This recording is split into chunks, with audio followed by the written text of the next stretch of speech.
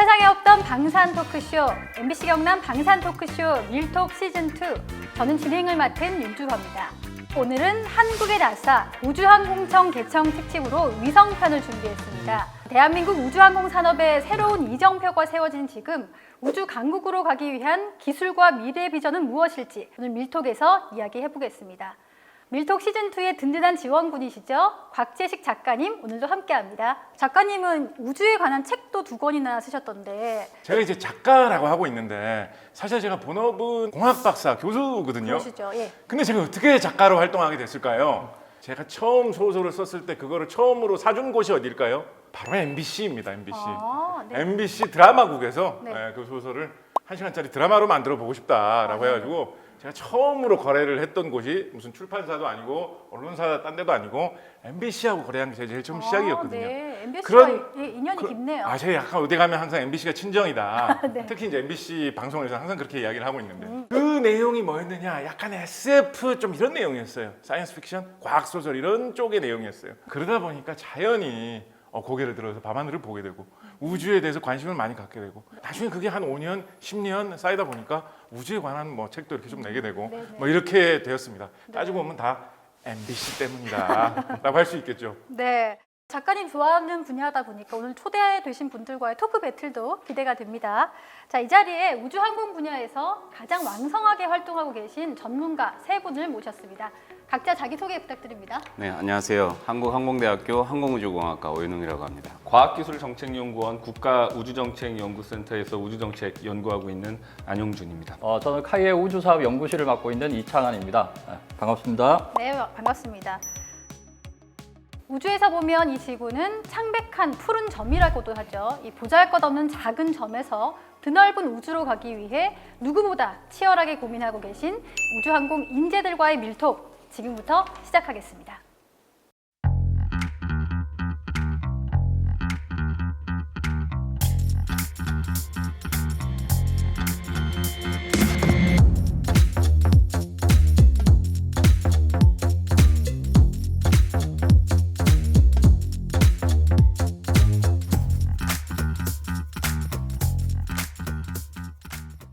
자, 녹화 전날이었죠. 바로 어제입니다. 경남 사천에서 한국의 나사, 카사라고 하는데요. 우주항공청이 개청을 했습니다.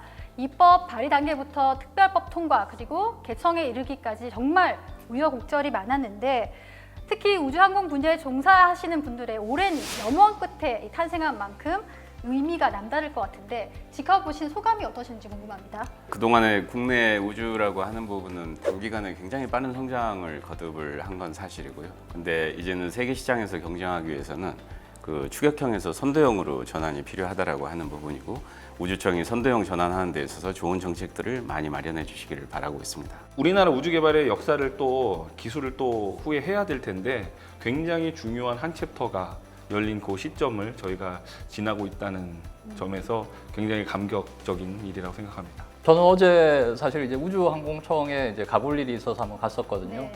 그 건물에 딱 들어설 때 이제 우주항공청이라는 이제 글자를 보고 좀 뭉클했고요. 그래서 산업계가 좀 많이 모여 있는 그런 지역에서 또 우주항공청이 또 많은 산업계의 의견도 많이 듣고 산업체가 주도하는 어떤 미래 우주 경제를 만들어가는 그런 한 걸음 더 빨리 나아갈 수 있겠다 이런 생각이 들었습니다.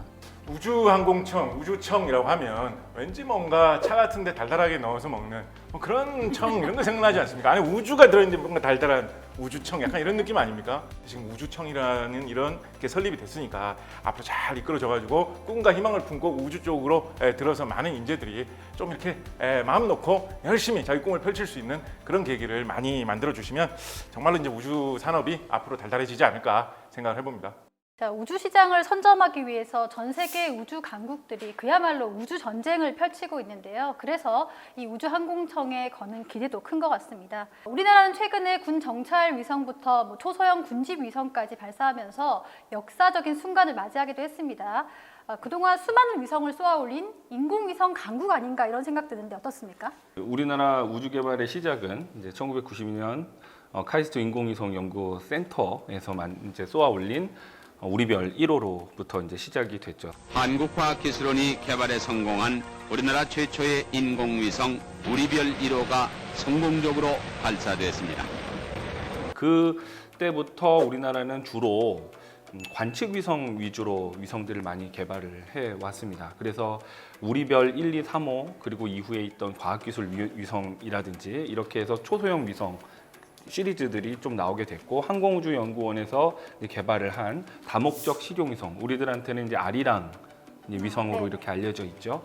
그래서 그동안 2000년대 전까지는 우리는 위성 기술을 빨리 습득하기 위해서 굉장히 기술 추격을 많이 했던 것 같아요. 2000년대 이후부터는 이제 좀 그 포트폴리오가 많이 넓어졌습니다. 네. 2010년대 이후로 통신해양 기상위성이라고 이제 하나의 부분으로 지금 개발이 돼서 임무를 하고 있는데요. 천리안이라고 정지궤도 위성 시리즈가 또 있습니다.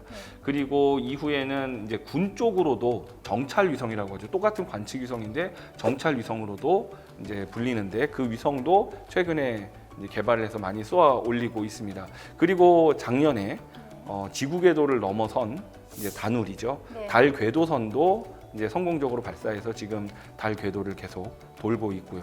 이렇게 우리나라 인공위성의 기술 수준은 특히 이제 관측 위성의 해상도로 볼 때 굉장히 세계적인 수준으로 왔다. 이제 앞으로는 또 항법 쪽도 이제 우리가 개발을 시작했고요. 네. 점점 더 이제 위성의 수는 많아질 것으로 보입니다. 대략 지금까지 추산을 해보면 뭐 실패한 위성 그런 것들도 있었죠. 그리고 그까지 다 합치면 한 40기 정도까지도 되겠더라고요. 네. 그런데 지금 이제 실제로 운용이 되고 있는 위성은 한 17개, 18개 한 요 정도 되는 것으로 파악이 되고 있습니다. 예. 작년에 유럽 우주국 ESA에서 발표한 내용을 소개한 보도를 보면 세상에 인공위성이 한 10,000대 정도는 있는 것 같다라고 이야기를 하고 있습니다. 네. 그 중에 한 8,000대 정도는 뭐 정상 가동되고 있는 것 같다라고 이야기를 하고 있습니다. 우리가 인공위성이라고 하면 이제 제일 흔하게 생각하는 게 이제 우주에서 지구를 내려다보면서 사진 찍는다. 그래서 이제 뭐 구름 사진 찍으면 뭐 기상위성이고 뭐 이런 식으로 이제 많이 생각을 하고, 좀 더 사진을 정밀하게 군사 목적으로 찍으면 군사 정찰 위성이다 이런 식으로 이야기를 하는데, 카메라 방향을 돌려서 우주 바깥 먼 곳을 보기 시작하면 이제 우주 망원경이 되는 거고요. 사람이 볼 수 있는 그 빛이 아니라 전파를 받아가지고 다른 데로 쏴주는 역할을 하다 보면 통신위성이라든가 방송위성이 될 수가 있는 것이고요. 인공위성들 중에 지구에 가까운 곳에서 돌고 있는 위성은 지상에서 한 100km부터 우주 공간이라고 하기 때문에 거기에 이제 거의 붙어서 도는 인공위성도 있지만, 좀 멀리 가 있는 정지궤동 위성 같은 경우에는 한 3만 킬로미터대 먼 곳에서 돌기도 하거든요. 그러면 그런 위성은 사실은 우주에 한번 올라간 다음에 자기가 그 위치까지 내부에 있는 추진기관을 이용해서 이렇게 날아가면서 움직입니다. 그러니까 말하자면 우주를 항해하는 우주선의 아주 기본적인 기능을 갖추고 있는 게 또 인공위성이거든요.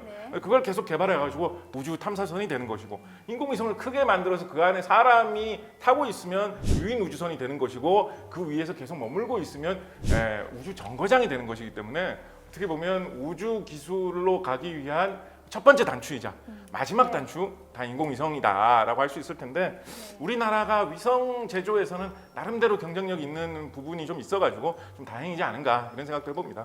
카이는 사실 94년부터 국가가 운영하는 위성 대부분 참여를 했고요. 지금까지 한 25개 위성 개발에 참여를 하고 있습니다.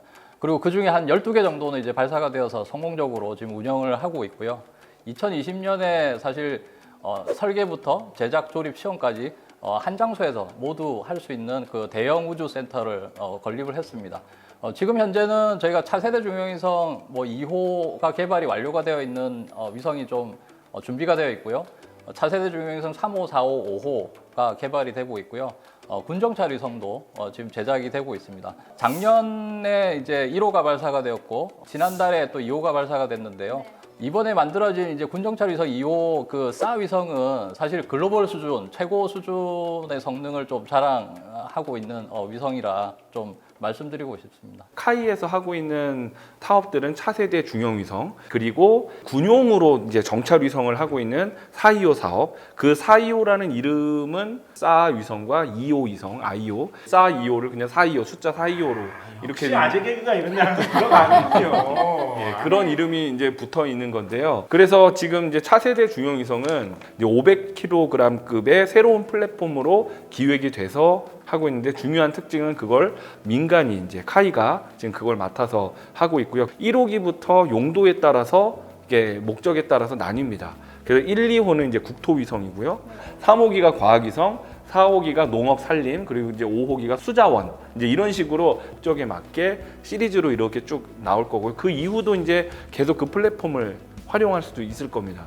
그리고 이제 차세대 소형위성도 있어요. 그거는 카이스트 인공위성 연구소에서 계속 하고 있는 건데요. 2호기까지 지금 발사가 됐는데 지난해 누리호 3차 발사 때 실려서 성공적으로 발사가 됐죠. 그리고 이제 군용으로 초소형 군집위성 4월 24일 날 이제 발사에 성공을 했는데, 그건 이제 앞으로 소형에다가 저궤도에서 군집위성, 굉장히 많은 수의 위성을 이제 쏘는 건데요. 한 40기 정도를 앞으로 이제 추후 계속 이제 발사를 할 건데, 그 1호기가 이제 가장 최근에 올라갔던 거죠.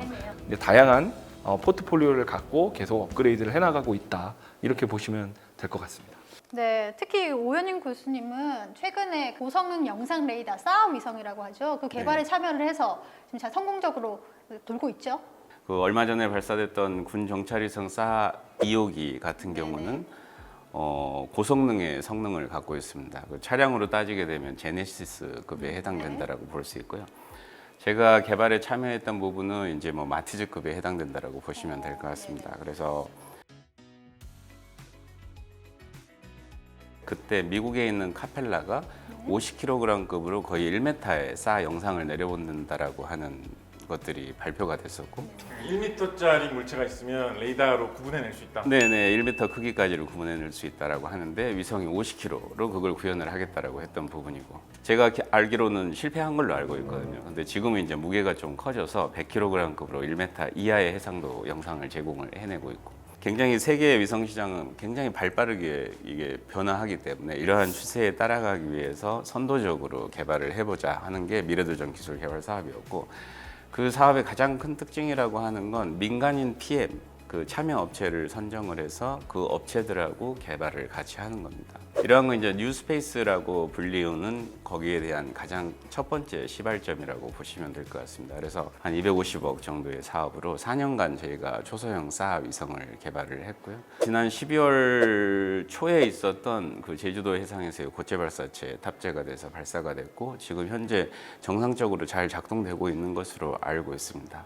근데 이제 안타까운 게 제가 개발에 참여했던 PM으로 참여했음에도 불구하고 이 국방의 특수성 때문인지 이 위성이 어떻게 운영되고 있는지는 제가 접할 수가 없어서, 농담으로 말하는 건 4년 동안 삼국 끝에 출산을 했는데 자식을 아직 못 보고 있고, 먼 발치에서 애가 잘 놀고 있는지 지켜보고 있는 상황이라고 보시면 될 것 같습니다. 안타까운 상황이네요. 어느 날 갑자기 전화 와가지고 교수님 떨어졌습니다. 뭐 이렇게 되는 건가요? 근데 애는 아주 잘 크고 있고 그림도 잘 그려내고 있고 그런 소식을 접했습니다. 네. SAR을 이제 SAR라고 읽는 거거든요. 합성 개구 레이더 뭐 이런 식으로 이야기를 하는데요.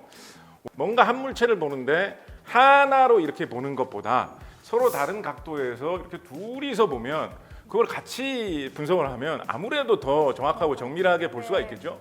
비행기나 인공위성은 가만히 머무르지 않고 이렇게 지나가지 않습니까? 그러면 지나가면서 한쪽에 있는 물체를 한 번 찍고 조금 지나가가지고 같은 걸 다시 찍으면 하나가 지나가면서 찍지만 서로 다른 각도에서 동시에 찍은 것처럼 효과를 낼 수가 있죠. 요거를 이용을 해가지고 더 정밀한 영상을 획득을 하는 건데, 합성 개구 레이더라고 하는데 개구는 그럼 무엇이냐? 보통 이거 이제 카메라나 이런 거 취미 있으신 분들은 아시는데, 렌즈에서 이제 개구라고 하면 렌즈의 성능을 나타내는 아주 대표적인 지표 중에 하나거든요. 그래서 이런 방식을 이용을 해가지고 원래 장착된 렌즈 이상의 더 크고 성능이 좋은 렌즈와 같은 효과를 낼 수 있도록 내부적으로 계산을 하는 그런 방식을 이제 SAR라고 하는 거죠. 네, 그러면 이 SAR 위성으로 이 지구 관측을 하면 어느 정도까지 볼 수가 있습니까? 해상도라고 하는 게 값이 낮으면 낮을수록 우리가 훨씬 더 정밀하게 사물을 구분해낼 수 있다라고 보시면 될 것 같습니다. 지난번에 제가 개발했던 초소형 사 위성 같은 경우는 해상도가 1m의 해상도를 갖는 거고, 얼마 전에 그 발사됐던 425 정찰위성 2호기 같은 경우는 훨씬 더 높은 해상도를 갖고 있습니다. 거의 센티미터급의 해상도. 근데 그러면 오현 교수님 박 같은 거를, 농 같은 걸 크게 사가지고 오현웅 천재 이런 거를 한 100m 크기로 이렇게 해놓으면 SAR로 찍으면 찍히겠군요. 글자 보이겠군요. 네, 글자를 만들 수 있습니다. 그래서 요즘 최근에는 이제 KFC 같은 곳에서는 이제 그런 KFC의 로고를 위성으로 촬영하고 하는 그런 여러 가지 위성 영상을 활용한 광고 이벤트 이런 것들을 하고 있습니다. 괜찮은 아이디어인 것 같습니다. 광고로 활용하기에. 네, 그래서 위성이라고 하는 부분이 이제 단순한 뭐 감시 정찰이나 영상 획득 이런 것뿐만이 아니라 새로운 문화적 가치들이 굉장히 많이 창출이 되고 있고, 아직 국내에서는 미진한 부분이 있지만 미국에서는 스타트업을 기반으로 해서 여러 가지 다른 분야들을 만들어내고 있다라고 보시면 될 것 같습니다. 인공위성이 소형, 중형, 대형이면 어떤 정도로 구분하는 거죠? 뭐 자동차, 소형차, 중형차, 대형차랑 비슷한가요? 어떤가요? 초소형이라고 하면은 100kg 미만급을 얘기를 하고요. 소형위성이라고 하면은 100kg에서 500kg급, 또 500kg급 이상이 되는 것들을 이제 중형급이라고 하고요. 통상 한 2톤 정도 이상이 되면 또 대형급이라고 얘기를 합니다. 위성이 2톤이 넘어가기도 하는군요. 예, 그렇죠. 한국에서 지금 만들고 있는 정지궤도 복합위성 같은 경우는 3.5톤에서 4톤 사이 정도 크기가 되고요. 네, 2톤이 넘어가기도 하는데 아주 작은 위성들도 있어서요. 큐브 위성 같은 경우는 원유라고 하는 단위가 10cm, 10cm, 10cm고 무게는 1kg입니다. 그래서 원유, 3U, 6U 이런 식으로 확장이 되는데 6U 큐브 위성 같은 경우는 무게가 한 10kg 정도라고 보시면 됩니다. 근데 인공위성이 멸치만한 것도 있고 고래만한 것도 있군요. 네, 그렇습니다. 그래서 1kg부터 수톤에 이르는 위성이 존재한다라고 보시면 될 것 같습니다.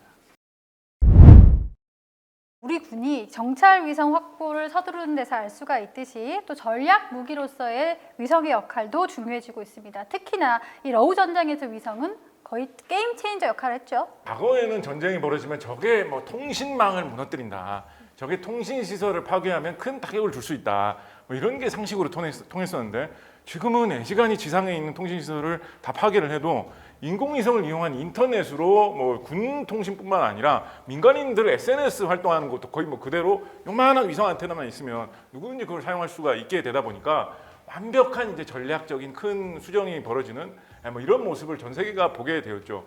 특히나 이제 최근에 제가 굉장히 이제 유심히 보고 있는 것은 뭐냐면 요즘 이제 우크라이나 전쟁에서 러시아가 좀 더 유리하다라고 하면서 많이 나오고 있는 게 활공폭탄이라고 하는 기존에 많이 재고가 쌓여 있었던 그냥 유도가 되지 않는 그냥 이 통짜 폭탄에다가 날개를 붙여줄 수 있는 키트를 갖다가 설치를 하면 폭탄을 떨어뜨리면 날개를 펴고 싹 움직여가지고 자기가 원하는 위치에 어느 정도 이제 유도가 되는 효과를 내면서 정확하게 명중시킬 수 있다. 이런 무기가 이제 나오게 된 거죠.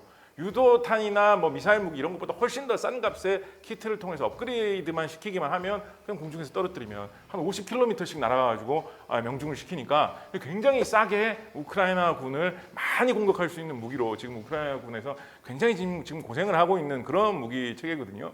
이 무기의 핵심이 되는 기술이 그 안에 이제 위성 항법 장치라고 하죠. 우리나라에서 이제 GPS라는 이름으로 이제 흔히 친숙한데 인공위성하고 결국 그걸 통신해가지고 자기 위치를 알아내서 어디로 갈지 알아내가지고 조정을 해가지고 날아가는 거거든요. 이런 무기가 우리나라에도 사실은 꽤 괜찮은 게 있습니다. KGGB라고 하는 아주 좋은 키트를 개발해가지고 요거를 붙이면 일반 폭탄이 유도가 된다 이런 거 만들어서 뭐 태국에도 판매를 하고 사우디아라비아에도 판매를 하고 막 수출도 할 정도로 좋은 그런 역량을 발휘를 하고 있는데 우리나라하고 이 러시아에서 쓰고 있는 활공폭탄의 결정적인 차이는 뭐냐? 우리나라는 이 폭탄 자체의 키트는 좋은데 그 안에 들어가는 그 GPS가 우리나라 게 아니죠. GPS라는 거는 사실은 미국에서 개발한 그 제품 시스템 이름이거든요. 우리나라는 미국 시스템을 빌려가지고 사용을 하고 있습니다. 당연히 러시아는 미국 거 안 쓰고 글로나스 같은 자기 나라 인공위성 시스템을 이용을 해가지고 이 폭탄을 조종을 하고 있거든요. 그러니까 만약에 우리나라가 이거를 사용하다가 저기 너무 방해 전파 같은 걸 많이 발산을 해가지고 이거 좀 개조를 해야 되겠다라고 해도 이 시스템 자체를 미국에서 갖고 있기 때문에 마음대로 고친다거나 더 향상시킨다거나 뭐 뜯어 고친다거나 하기가 어려운 거죠. 결국은 이런 무기 체계의 전반적인 향상을 위해서 인공위성을 이용한 이런 위치 정보 체계, 항법 체계는 꼭 필요한 그런 상황으로 진입한 것이 현대전이다라고 할 수 있을 것 같고요. 좀 뭐 과거로 거슬러 올라가면 인공위성이라는 게 사실은 전쟁에서 극적인 순간을 보여준 게 굉장히 많은 것이 2011년에 오사마 빈 라덴 제거 작전을 할 때 그때 이제 세계적으로 이제 보도가 된 걸 보면 미국의 이 특공 대원들이 파키스탄에 잠입을 해가지고 작전을 하고 있는 거를 12,000km 떨어진 워싱턴 DC에서 대통령하고 정부의 고위 관리들이 이걸 실시간으로 지켜보면서 지시를 하고 의사소통을 해가면서 작전을 벌이죠. 생각을 해보면 이거 남의 나라에 가가지고 민간인 지대에서 작전을 하는데 어떤 동네에 뭐 어떤 이상한 지키는 사람이 나타났다. 이 사람이 오사마 빈 라덴 부하인 알카에다 대원인지 그냥 동네의 경비 아저씨인지 이걸 사실 판단하는 거 골치 아픈 문제거든요. 이럴 때 대통령이 지시를 내려줄 수 있으면 작전하는데 정말 유리해지는데 그런 거를 실제로 실시간으로 이뤄낼 수 있다라는 거를 뭐 사실은 전 세계에 어떻게 보면 과시하듯이 그때 당시에 미국 정부가 보여줬던 것이죠. 이 정도의 우리는 정보력을 갖추고 있다. 물론 실패를 했지만 북한이 어제도 군 정찰 위성을 쏘아 올렸습니다. 그만큼 이 위성의 군사적 가치, 군사적 목적으로서의 효용성이 커지고 있는 것 같습니다. 북한이 어젯밤 군사 정찰 위성을 발사했지만 실패했습니다. 북한도 실패를 인정하면서 새로 개발한 엔진 문제라고 밝혔습니다. 그 우리가 알고 있는 그 만리경이라는 이름의 정찰 위성으로 이제 보여지는데요. 이 북한도 이 그동안 이제 대륙간 탄도미사일 또는 우주 발사체 이쪽에 굉장히 많은 노력을 개발을 하기 위해서 많은 노력을 해왔는데 최근에 이제 정찰 위성에 대한 관심이 굉장히 이제 커졌죠. 북한의 우주 개발은 90년대부터 있었던 것으로 보이고요. 미사일 개발은 1960년대까지도 거슬러 올라갑니다. 스커드 계열의 미사일은 그때부터 이제 개발을 해왔고요. 98년에 이제 대포동 위기라고 기억을 하실 텐데요. 그때 대포동 1호에 광명성 1호를 이제 올렸다고 주장을 했습니다. 근데 그 당시에는 그게 누구도 그 정상적인 어떤 인공위성을 쏘아 올리는 거라고 생각하지 않았어요. 북한은 그렇게 주장을 했지만 또는 실제로 광명성 1호는 아무것도 없었다. 궤도에 뭔가 포착이 되거나 뭐 그런 게 없었어 가지고요. 그 당시만 하더라도 북한의 저 우주 발사체는 ICBM을 개발하는 과정일 뿐이지 인공위성을 정상적으로 개발하는 것은 그냥 위장이다. 다 이렇게 생각을 해왔습니다. 근데 이제는 북한도 위성의 정찰 기능에 이제 많이 관심이 생긴 것 같아요. 그래서 지금의 어떻게 보면은 우주 발사체 자체도 더 이상 미사일 개발을 하기 위한 거라기보다는 정찰 위성을 쏘기 위한 수단으로서 이제 좀 바라봐야 될 것 같다는 게 이제 제 생각입니다. 그 이제 단적인 예들이 1998년에는 이제 고체 로켓이었거든요. 우주 발사체들이 거의 미사일용으로 쓰는. 그래서 광명성 그리고 이제 이후에 은하 1, 2, 3호 이 로켓에다가 광명성 2, 3호들을 이제 계속 2006년, 9년, 12년 이렇게 계속 쏘아 올렸는데 그 이후에 이제는 로켓을 좀 바꿨어요. 어제 있었던 그 로켓 발사에서 좀 특이한 점이 있었습니다. 그 연료 쪽을 케로신을 쓴 것 같아요. 그런 이제 보도가 나온 것 같아요. 그리고 신형 로켓 이제 운반체라고 이야기를 하는 거 봐서는 이제는 이제 북한도 우리가 사용하는 것 같은 그 액체 로켓을 사용하는 것으로 이제 좀 보여지는 측면이 있습니다. 네, 그만큼 이 독자적인 위성이 없이는 군사적인 독립이 불가하다는 건데 그렇다면 우리 기술 확보하는 게 굉장히 중요하겠습니다. 뭐 60, 70년대 미소 간의 이제 우주 경쟁, 우주 패권 경쟁이 일어났을 때는 우주 자산에 대한 활용 부분에 대해서는 어떤 뭐 의미를 가지지도 않았고 어떻게 쓰일지도 잘 몰랐던 시절이고요. 그때 당시는 내가 제일 먼저 이제 우주 공간에 내보낸다, 내가 먼저 달에 사람을 착륙시킨다. 이런 걸로 이제 어떤 헤게모니를 가져가려고 했다라고 하면은 최근에 다시 우주 패권 경쟁에서는 지금 미국에서 이제 중국, 러시아, 유럽 이렇게 다 뛰어들고 있거든요. 일본까지도 지금 뛰어들고 있는 게 우주라는 것을 지배를 하는 자가 이제 세상을 지배할 수 있고 거꾸로 보면은 우주 부분에서 뒤처지게 되면 우리 국가 안보도 담보할 수 없다라는 부분도 있습니다. 그리고 또 한 가지는 지금 자원 고갈 문제도 많고 또 결국 이 우주에서 나오는 이제 자원들을 활용해서 뭔가 부가가치를 창출할 기회가 굉장히 많거든요. 이것들은 부의 창출하고도 관련이 있고 국가의 어떤 경제에도 이바지할 수 있는 부분입니다. 거기서 지금 현재 뒤처지면 우주 자원을 나중에 활용하는 데 있어서 거기 끼지를 못할 수 있거든요. 그런 경쟁들이 지금 많이 일어나고 있기 때문에 우리나라도 우주 기술 주권을 가져야 된다. 이 굉장히 중요한 부분이라고 말씀드릴 수 있고요. 그래서 군사적 목적뿐만이 아니라 경제적으로나 우리 정치적으로나 또 국제의 어떤 새로운 질서에서 우리가 대등하게 뭔가 나서서 얘기를 하고 또 협력을 하려면 이런 우주 기술은 주권을 가질 수 있도록 기술 능력을 강화해야 된다라고 좀 말씀드릴 수 있겠습니다. 실장님 말씀하시는 거 들어보니까 갑자기 지금 제 생각나는 게 우주 개발에 관해서 국제 정치에서의 어떤 자존심 문제 이런 게 진짜 큰 것이 아까 말씀하셨던 북한에서 은하 로켓 성공시켰다, 광명성이 뜬 것 같다라는 이야기 했을 때 그때하고 멀지 않은 시기에 우리나라 기술진들이 나로호라는 거 하고 있었을 때였거든요. 나로호가 처음에 막 실패하고 막 이랬어요. 그래서 그때 막 언론이나 뭐 여론 이런 데서 뭐 인터넷 댓글 이런 데서 많이 나오는 게 아니 북한에서는 우리나라의 10분의 1, 100분의 1 예산으로 척척 성공을 해야 하는데 왜 우리나라는 러시아에서 도움까지 받고도 성공을 못 하고 있느냐 막 이런 얘기 막 나오고 그때 당시 그것 때문에 연구하시는 분들 막 되게 스트레스 받아 하시는 뭐 이런 것들이 막 보도되고 했던 기억이 나거든요. 그런 거 보면 확실히 좀 자존심 대결 같은 그런 느낌도 없지 않아 많이 있는 것 같습니다. 북한은 이제 만리경이잖아요. 근데 우리나라 위성 중에 천리안이 있잖아요. 물론 이제 통신이랑 기상이랑 해양 뭐 이런 쪽의 복합 이제 위성인데 정지 궤도 위성이고요. 우리는 이제 천리안인데 북한은 이제 만리를 자기네는 보겠다. 그럼 이제 우리도 엉리안으로 가는 거예요.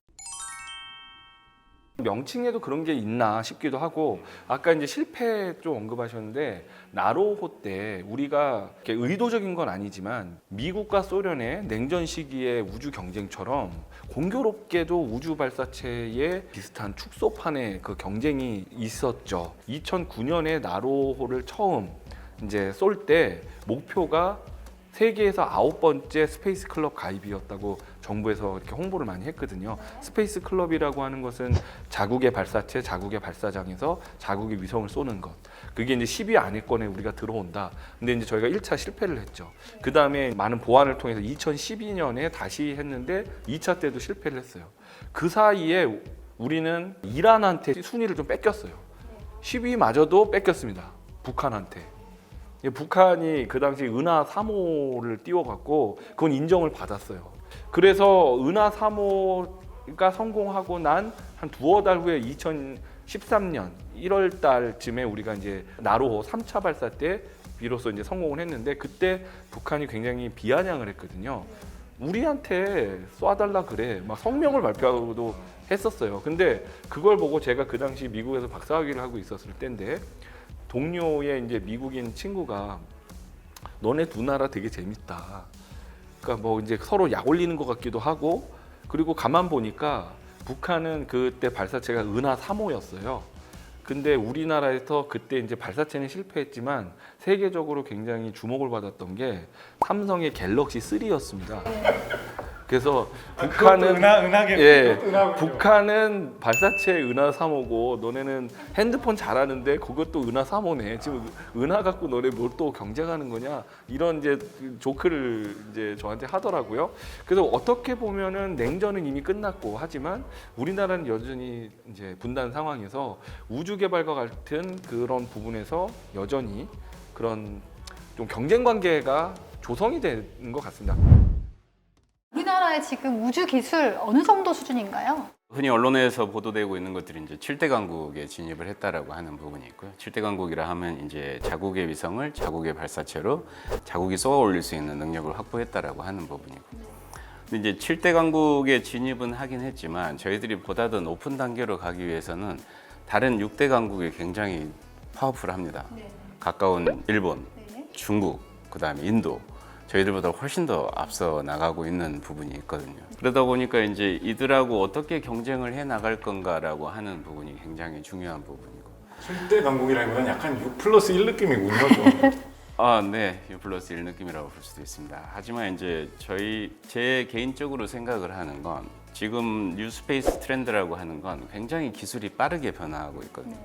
대한민국 국민이 갖고 있는 DNA는 빠르게 DNA가 어느 나라보다도 굉장히 강점이 있는 나라이기 때문에 이런 DNA를 바탕으로 하게 되면은 빠르게 기술을 따라잡을 수 있다라고 생각을 합니다. 예를 들면 지금 세계의 기술 수준이 어느 정도로 변화하고 있냐라고 할 것 같으면 최근에 움브라 스페이스라고 하는 미국의 스타트업이 위성을 발사를 했는데 그 위성의 무게가 68kg입니다. 해상도를 16cm 영상을 제공하고 있거든요.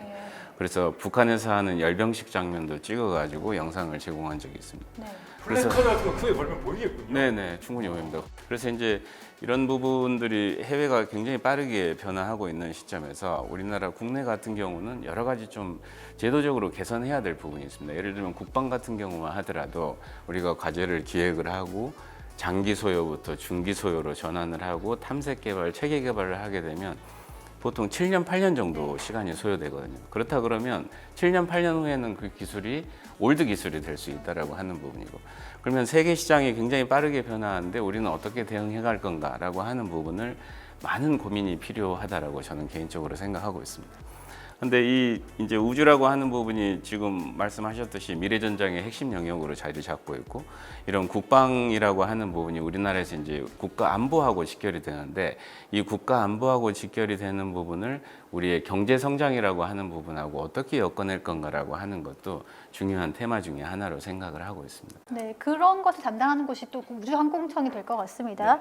그리고 미국에서 최근 국방부에서 이 민간 우주 기술을 적극적으로 도입하겠다 하는 통합 전략을 또 발표를 했는데, 이런 것들도 우리에게 시사하는 바가 클 것 같아요. 네, 최근에 이제 Commercial Space Integration Strategy라고 하는 걸로 미국 국방부에서 발표를 했고요. 기존에는 이제 상업 기술보다는 국방부 쪽에서는 어떤 맞춤형으로 설계된 어떤 우주 기술이나 그런 시스템을 선호를 했는데, 이 오스틴 국방부 장관이 발표를 할 때 민간 기술이 워낙 빠르게 발전을 하고 있기 때문에 이런 민간 기술을 받아들이는 자세, 태세 전환이 중요하다라고 하는 부분을 이야기했고, 그래서 그쪽에서는 이제 민간 플러스 국방 하이브리드형으로 어떻게 개발해 갈 건가라고 하는 부분을 전략적으로 발표를 하고 있습니다. 그래서 최근에는 조금 전에 말씀드렸던 그 움브라 스페이스하고 계약을 맺어서 그 움브라 스페이스를 이용을 해서 움직이는 타겟, 그게 그라운드 무빙 타겟이라고 하는데, 그 무빙 타겟을 추적하는 그런 기술들까지도 계약을 맺은 바가 있고, 그래서 미국 국방 쪽에서도 굉장히 빠른 부분 민간으로의 어떤 협력 분야를 찾고 있기 때문에 우리나라에서도 이런 부분을 벤치마킹을 하고 어떻게 선제적으로 대응할 건가라고 하는 고민이 필요하다라고 생각을 하고 있습니다. 네. 평소 인공위성에 대해서 제가 궁금한 게 굉장히 많은데요.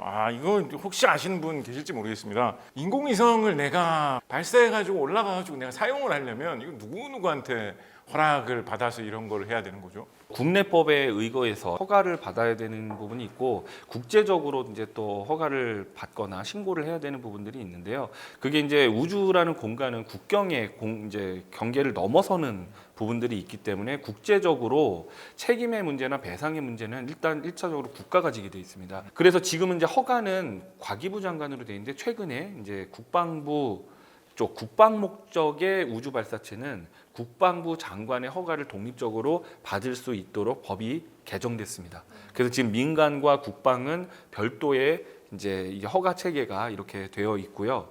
그리고 국제적으로는 우주 발사체에 대한 국제적으로 발사 허가에 대한 의무가 있지는 않아요. 다만 국제적으로 우주 물체를 등록을 하는 건 있습니다. 유엔에 우사라고 하는 곳에 국제 물체 등록을 해야 되고요. 더 중요한 부분은 실제적으로 위성을 띄우면 뭔가 통신을 해야 되잖아요. 그러니까 이제 전파 통신에 대한, 그리고 또 궤도 주파소를 이제 우리가 획득을 해야 되는 절차가 있습니다. 그리고 안전과 관련돼서는 우리가 뭔가를 발사할 거야 하는 것들은 국토부에서 이제 인접 국가에다가 노탐이라 그러죠. 그 이제 해상 소개를 해라.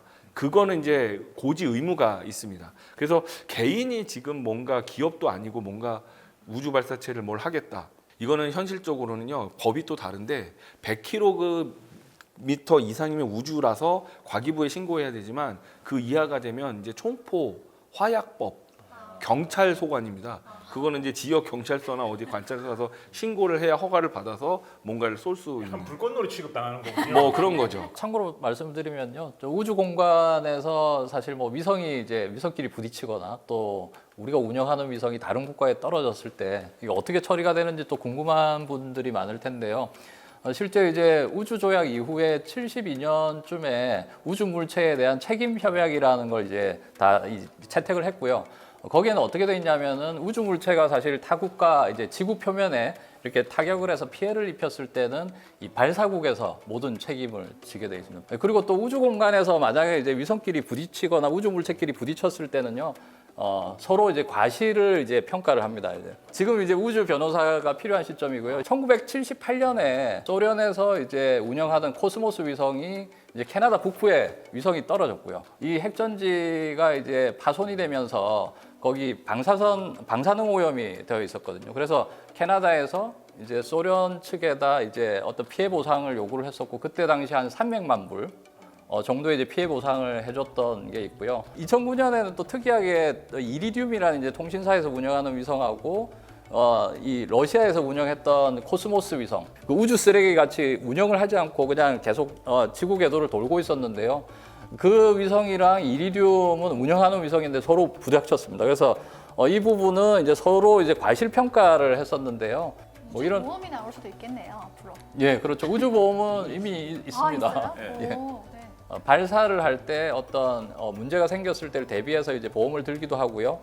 발사 이후에 실제 운영하는 기간 동안에 성능 저하나 또 완전히 파손되거나 뭐 이런 경우에도 보상을 받을 수 있도록 보험을 들기도 합니다. 우리나라에서도 최근에는 이 우주 보험 부분에 관심이 많아서 실제 위성들의 우주 보험을 제공하고 있는 이 보험사들도 있습니다. 재미있는 거는 이제 사람이 타는 우주 관광과 관련된 인적 보험 있을 거 아니에요. 제가 듣기로는 해외 자료를 보니까 거기에서의 보험은 없대요.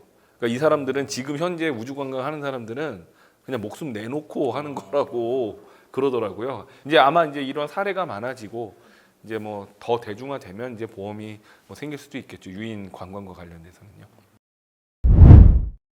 자, 일반인들에게 이 우주하면 한국형 발사체 누리호가 가장 먼저 떠오를 것 같습니다. 이 카운트다운 끝에 하늘로 솟구치는 모습은 언제 봐도 참 멋있는데요.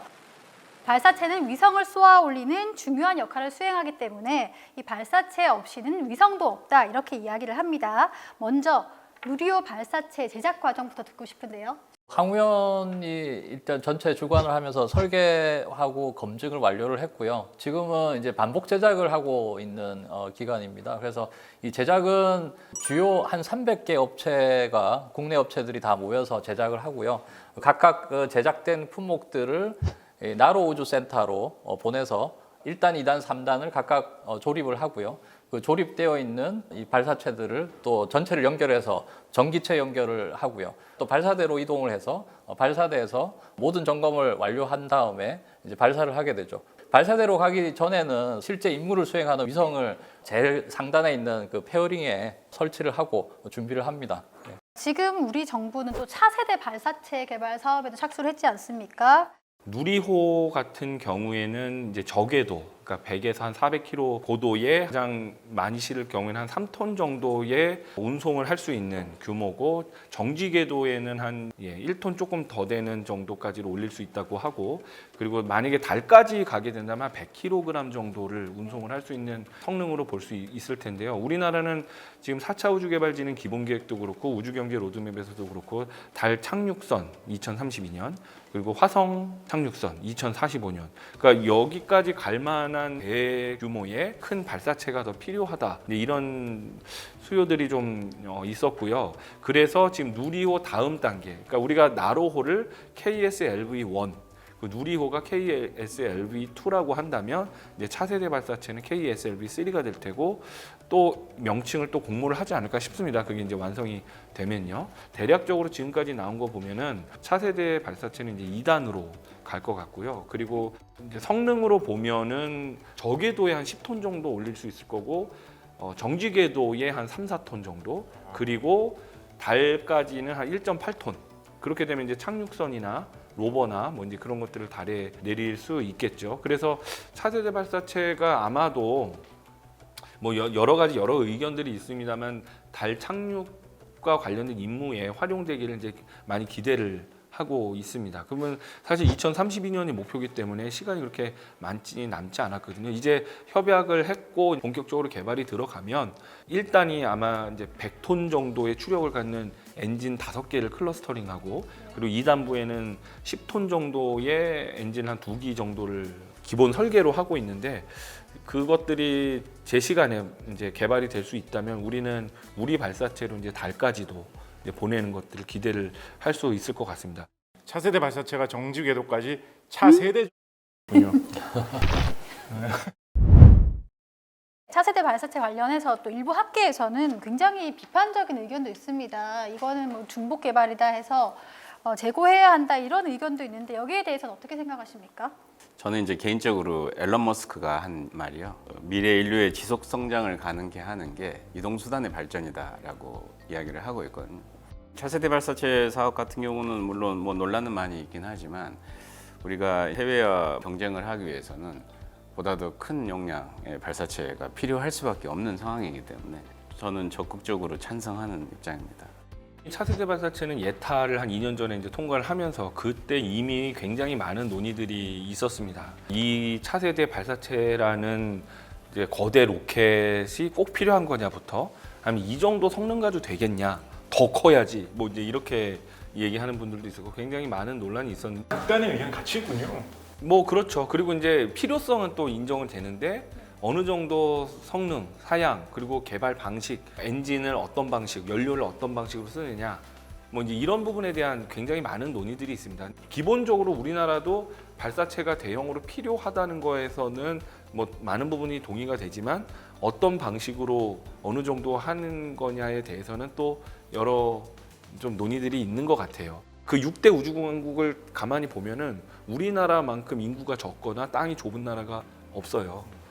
그러니까 우주 개발이라고 하는 거는 사실은 영상이든 통신이든 땅이 넓어야 우주를 활용할 건덕지들이 많이 생기잖아요. 영상을 찍어도 우리나라만 찍으면은 나머지 구간은 다 노는 건데, 그러니까 우리나라는 사실 우주 개발을 하기에 위도도 높고 땅도 좁고 해서 사실은 경제성이나 뭐 여러 가지 생각할 때 그렇게 좋은 환경은 아니거든요. 센터 해체한다고 너무 솔직하게 말씀하시는 거 아니에요? 그래서 이거에 대한 국민적인 공감대가 사실은 저는 더 필요하다고 생각해요. 당연히 우주 개발은 필요하지만 우리가 가져야 될 비전이나 전략적인 어떤 그런 부분에 대해서는 좀 깊이 한 번쯤은 고민을 해봐야 된다. 저는 뭐 또 그렇게 생각을 하고 있습니다. 미래 발사체 하면 이제 화학적으로는 좀 많이 나오는 이야기는 연료를 좀 바꿔야 되지 않느냐 이런 이야기도 이제 왕왕 나오는 이야기입니다. 우리나라 이제 자동차에서 사용하는 에너지원이다라고 하면 이제 전기 자동차하고 함께 미래의 자동차로 제일 자주 언급되는 게 이제 수소차죠. 우리나라가 이제 자동차에서는 이제 수소차를 좀 잘하는 편이다. 세계에서 앞서 나가고 있다. 앞으로 더 잘 되면 좋겠다라고 많이 이야기를 하는데 자동차에서 수소가 아직 그렇게 뭐 주류라고 할 수는 없지 않겠습니까? 그죠? 그런데 이제 이 수소 연료가 정말 주류로 많이 사용되어 온 곳이 사실은 발사체 이 우주 쪽입니다. 수소 지금 당장 뭐 사용되는 데만 해도 일본의 뭐 H1, H2, H3 이런 일본 로켓 시리즈가 수소 연료 많이 쓰고 있고요. 유럽에서 사용하는 이제 아리안 로켓도 아리안 뭐 5호 이런 거 보면 부분적으로 수소 연료를 사용하고 있죠. 그래서 아주 우주로 날아가기에는 수소 연료가 굉장히 대중적인 연료입니다. 그럴 수밖에 없는 게 수소가 모든 연료 중에서 제일 가벼운 연료이기 때문에 이거를 꽉꽉 눌러 담으면 무게가 굉장히 중요한 우주 발사체에서는 그것만 해도 이제 유리할 수밖에 없는 거죠. 더군다나 멀리 거슬러 올라가 보면 1969년에 달 착륙을 성공한 아폴로 11호를 보내줬던 세턴 5형 같은 경우에도 수소 연료를 많이 사용을 했었거든요. 그래서 이제 수소 연료는 사실 어떻게 보면 60년 전부터 50년 전부터 우주계에서는 이게 어떻게 보면 상당히 많이 쓰이던 연료였어요. 그렇다 보니까 지금은 이제 등유, 케로신, 석유에서 뽑아낸 이런 연료를 많이 사용하는데 수소를 다시 좀 끌고 와야 되는 거 아니냐라는 말씀을 하시는 분들이 이제 꽤 있죠. 저 이제 SF 작가인데 조금 멀리 보면 어떤 이야기까지 하시는 분도 계시냐면 우리가 언젠가는 이렇게 우주 로켓을 많이 개발해가지고 우주에 가가지고 살아야 될 거 아니냐라는 이야기 하시거든요. 예를 들어서 그래서 달이나 화성에 우리가 기지를 짓고 산다라고 하면 거기서 왔다 갔다 하려면 거기서도 이제 로켓을 띄우고 우주선 띄워야 될 거 아닙니까? 그런데 달에 석유가 있을 가능성은 제로겠죠. 석유는 화석 연료이기 때문에 생물이 변해서 된 건데 달에서 석유가 나왔다고 하면 달에 외계인들이 살았다는 얘기잖아요. 그럴 가능성은 제로기 때문에 딴 데서 연료를 구해야 되는데 달에 물이 있다라는 이야기는 지금 많이 나오고 있거든요. NASA said today a significant source of water was found when it deliberately crashed a rocket into the lunar surface last month. 달에 물은 풍부하니까 태양광 같은 걸로 전기를 얻어가지고 그 물을 전기로 분해를 하면 수소하고 산소가 생기니까 산소하고 수소 그대로 이용해가지고 로켓에 실어서 로켓을 띄우면 달에서 수소 넣는 충전소 만들어가지고 달에서 화성으로, 목성으로, 토성으로 멀리까지 사람을 보내줄 수 있는 미래까지 생각을 하면 수소로 가야 된다 뭐 이런 의견이 예로부터 좀 나오고 있는 그런 면이 있고 또 뭐 이산화탄소를 많이 발생을 시키니까 등유, 케로신 이런 전통적인 연료는 그것 때문에라도 기후변화 시대에 수소를 써야 된다라는 이야기도 있고요. 수소까지 가기 전에 화석 연료의 일종으로 볼 수도 있겠지만 뭐 이런 기체상의 연료로 변화할 수 있는 점에서 성상이 비슷한 메탄가스, 메테인 엔진을 이용한 로켓을 좀 적극적으로 개발해야 되는 거 아니냐라는 의견도 요즘에 좀 많이 나오고 있어서 조금 멀리 보면 다양한 연료에 대해서도 좀 고민을 하는 것도 좀 재미있는 주제인 것 같습니다. 애플에서 나오는 이제 드라마에도 그런 얘기가 나오는데요.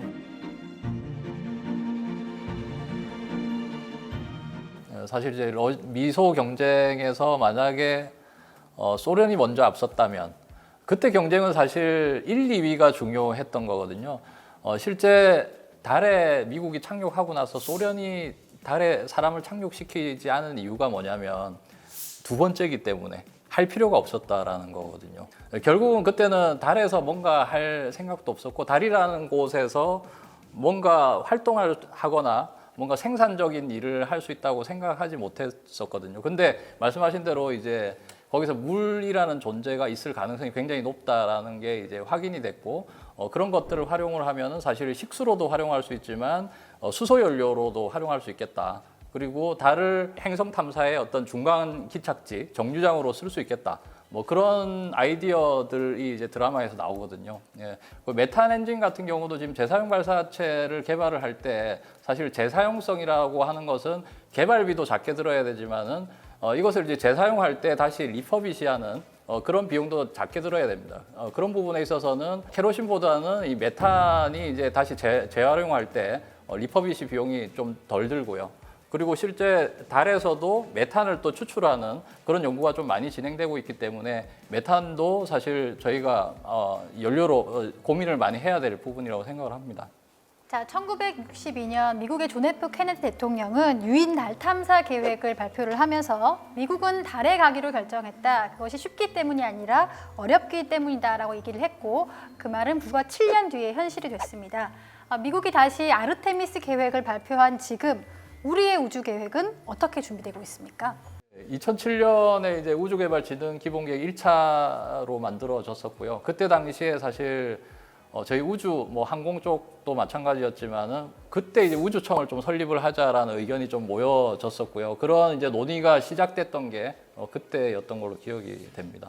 2010년대 초중반쯤에 제가 이 우주 계획 관련해 가지고 어떤 거 발표 나온 걸 본 적이 있냐면 우리가 우주에 집중적으로 투자를 할 거기 때문에 2020년대에 달 탐사, 뭐 달 착륙 다 한다.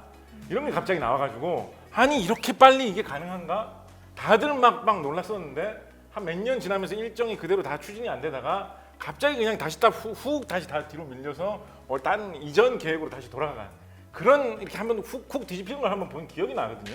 그게 어찌된 영문이죠. 몇 번 있었는데요. 네. 뭐 그걸 거슬러 올라가면 1996년에 우리나라 최초의 중장기 우주 개발이 처음으로 발표가 되고 거기에 나로호 계획이 있었어요. 그게 2010년에 액체 로켓을 기반으로 첫 이제 우리가 발사를 하겠다 했는데 아까 말씀드렸던 1998년 대포동 그 쇼크 때문에 그때 이제 정부에서는 2005년으로 당깁니다. 그래서 이제 2010년이 아니라 우리는 빨리 2005년에 우리 발사체로 위성을 띄우자 해서 이제 그때 우리 수준에서는 어렵다 해서 러시아와 협력을 해서 일단 로켓을 결국에는 구입을 해서 간 건데 결과적으로 2013년에 발사했거든요. 그러니까 애초 계획 비슷하게 간 거군요. 애초 계획보다 조금 더 늦은 셈이었죠. 물론 2010년에 애초의 계획대로 추진했다고 해서 2010년에 꼭 발사했을지 안 했을지는 뭐 반사실적 가정이기 때문에 뭐 알 수는 없지만 결과적으로는 뭐 2010년보다 더 늦게 그것도 우리 자체가 아니라 뭐 이제 러시아의 일단 로켓을 갖고 발사한 셈이 돼버린 거죠. 근데 그런 것들이 좀 많이 있습니다. 우주 개발에서는. 그 뭐 비용이나 기간이나 이런 것들이 항상 거의 이렇게 딱 맞춰서 되는 경우가 별로 물론 국방에서는 그거 굉장히 이게 계약 방식이어서 엄격하게 또 하는 부분이 있지만 R&D는 처음 해보는 거고만 이제 그런 실패에 대한 용인이나 그런 게 약간 느슨하다 보니까 이제 좀 늦춰지는 게 일반적인 경향이 있는데 그래서 이제 국가 연구 개발 사업에 대한 뭐 정책 연구를 하는 사람들이나 뭐 이런 것들을 기획하는 사람들은 왜 항상 이런 거대 공공이나 우주 쪽은 항상 늦어지는가? 그런 마진을 항상 계산을 함에도 불구하고 왜 늦어지는 건가? 이게 사업 관리나 뭔가에 문제가 있는 건가? 이런 부분들에 대한 고민을 많이 하죠, 사실은. 뉴스페이스 시대의 우주는 어떻게 산업이 되는가라는 얘기로 한번 넘어갔으면 하는데요. 스페이스X나 로켓랩 같은 그 기업들은 국가 주도의 우주 개발이 민간 주도로 넘어오고 있는 것을 증명을 하고 있습니다. 생태계가 많이 바뀌고 있다는 뜻인데 이 우주를 비즈니스로 하는 일 어느 범위까지 생각을 할 수 있을까요? 현실적으로 좀 보이는 부분들이 제약인 것 같아요. 우주 공간에서의 제약. 다국적 거대 제약 기업들이 우주에 투자를 하거나 실제로 신약 후보 물질을 탐색을 하고 거기서 제작을 해서 지구로 이제 가져와서 우주의 발사 비용이 많이 들기는 하지만 거기에서 얻어진 신약 후보 물질의 부가가치가 훨씬 더 큰 거예요. 근데 그걸 가지고 비즈니스를 하는 이제 그런 부분들이 이제 조금 생각보다 빠른 속도로 지금 우주 이제 산업 부분의 투자라든지 그런 이제 부분들이 좀 많이 나타나는 것 같습니다. 그러니까 말하자면 이제 우주에 이제 실험실을 갖춰놓고 거기서 이제 여러 가지 화학 실험 같은 것을 해가지고 신약을 탐사하는 그런 실험을 한다라는 그런 구상인데. 그러니까 그게요 유인으로 사람이 직접 뭔가를 제작하는 게 네네네. 아니라 무인으로 위성을 해서 이제 다시 재도립을 통해서 수거를 하는 거죠. 그게 돈이 더 싸게 드니까 사람이 올라가는 비용은 엄청나게 많이 드니까요. 이제 그런 방식의 비즈니스가 이제 좀 시작되는 것 같고요. 그리고 두 번째는 컴퓨팅 인 스페이스 소위 말하는 그러니까 스페이스 클라우드라든지 그리고 이 워낙 위성수가 많아지고 정보량이 많아지니까 그 부분에 대한 정보량을 우주에서부터 AI를 통하거나 뭔가에서 줄인 다음에 이렇게 내려보낸다든지 아니면 뭐 레이저 통신이나 새로운 통신 기술의 발전 이런 부분도 이제 최근에는 조금 더 각광을 많이 받고 지금 당장 우리가 목도하고 있는 굉장히 비즈니스 쪽에서 나타나는 좀 큰 변화가 아닌가 싶습니다. 안 박사님이 스페이스 바이오에 대해서 말씀해 주셨는데요. 우주 비행사나 사람이 우주에서 그 거주를 할 때 뭐 상처가 났을 때 그런 부분을 치료하자라고 하는 부분. 예, 두 가지 그다음에 방향인데 우주 바이오는 인류가 관광이든 아니면은 거주지로 갈 때 우리 나가는 사람의 인체에 대한 의학, 약학 그런 것과 우주 공간에서 지구에 살고 있는 사람들의 의학 제약을 하는 이제 그 두 가지 방식인데 지금은 생각보다 우주에 나가는 사람이 폭발적으로 느는 것보다 오히려 지구에 있는 사람을 위한 제약이 비즈니스가 더 빠른 것 같아요. 그 우주 산업이라고 하는 부분에 있어서는 저는 이제 조금 그 여러 가지 하드웨어적인 측면보다는 약간 이런 컨텐츠, 우주를 대상으로 하는 새로운 컨텐츠라고 하는 걸 좀 굉장히 뭐랄까 좀 선호를 하는 편이거든요. 그 우주 예술에 있어서 출발점이라고 하는 건 우리가 이제 인류 문명의 발전하고 예술 문화의 발전은 같이 이루어졌다라고 하는 겁니다. 우리가 이제 1차 산업혁명기에 제일 처음으로 사진 기술이 나왔을 때 예술 작가들이 굉장히 거기에 깜짝 놀랐고 활동이 되게 많이 위축됐다 그러더라고요.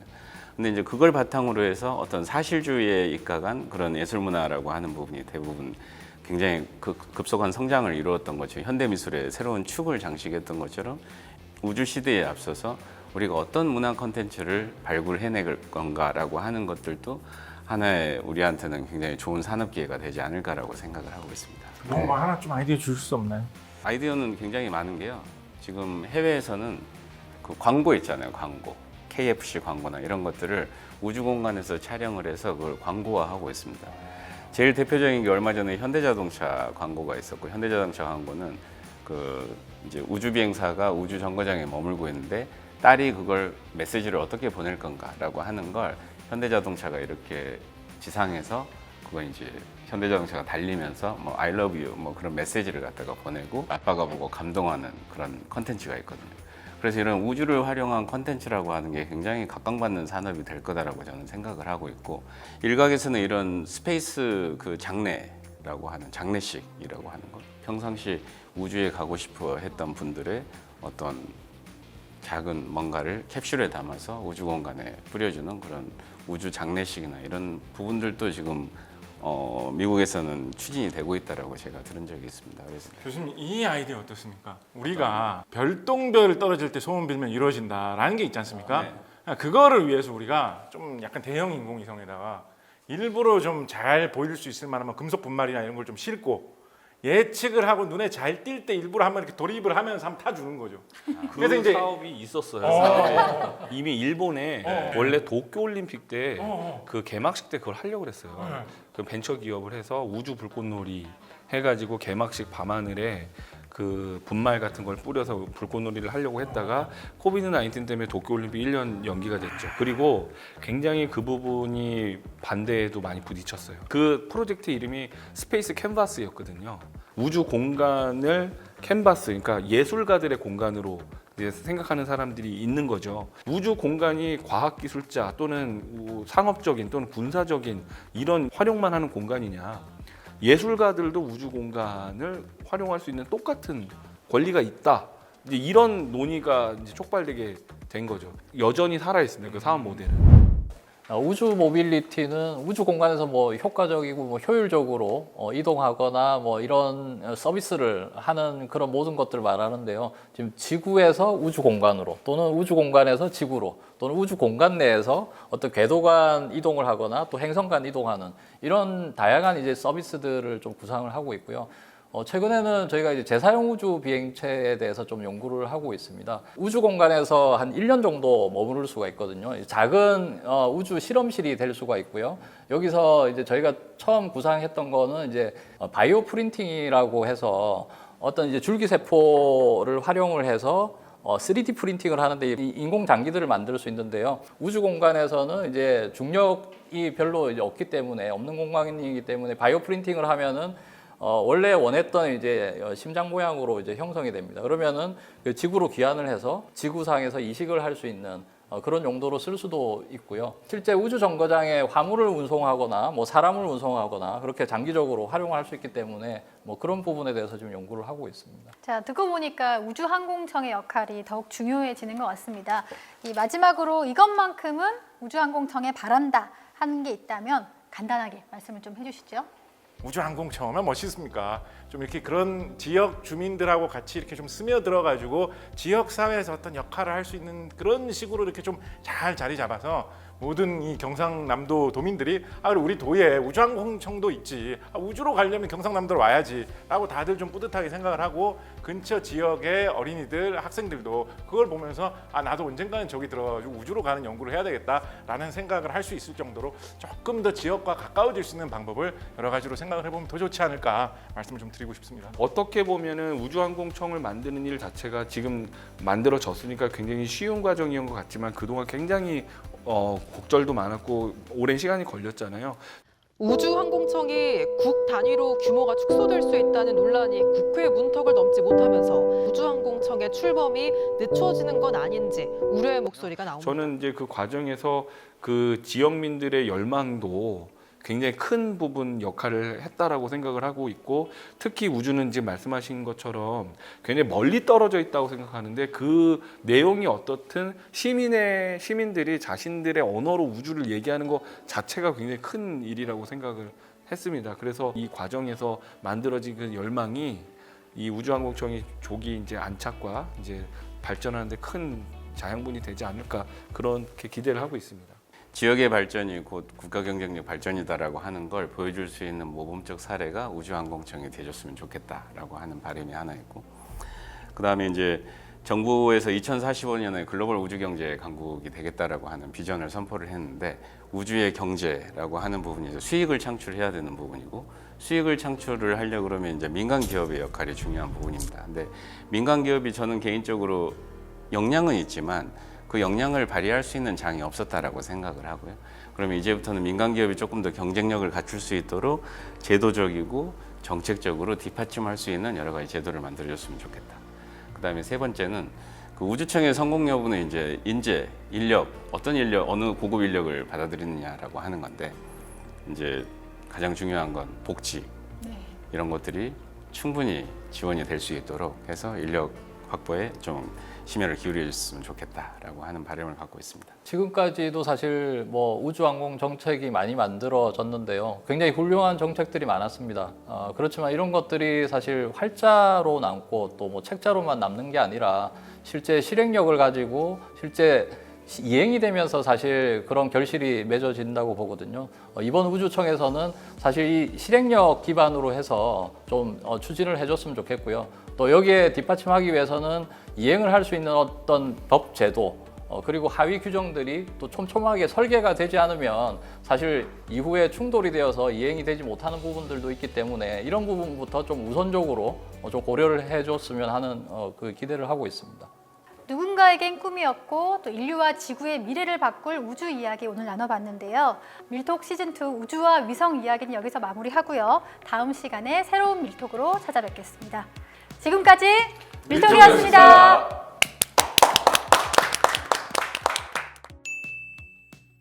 우리가 예를 들어서 미국 주식에 투자를 한다라고 하면 인터넷으로 시세를 알아보면 내가 시세를 알아보기 위해 사용한 인터넷 회선이 분명히 한국의 중앙에서 관리하는 서버에 갔다가 일본으로 갔다가 태평양의 해적 케이블을 타고 미국에 가가지고 미국의 어느 서버에 갔다가 미국의 주식시장의 내용을 확인해가지고 그게 다시 돌아올 거란 말이죠.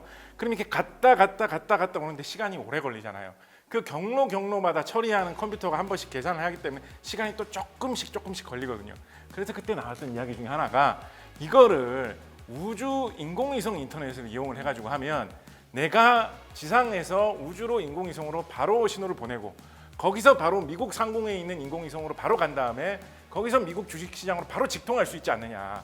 그러면 아마도 한 0.002초 정도 더 시간을 단축할 수 있는데 주식시장 같은 데서 단타를 칠 때는 그 정도만 전 세계에서 내가 앞서갈 수 있으면 훨씬 더 많은 돈을 벌 수 있을 거다. 이런 구상이 나와서 좀 했었던 적이 있었던 것 같거든요. 네. 좋은 정보 감사드립니다.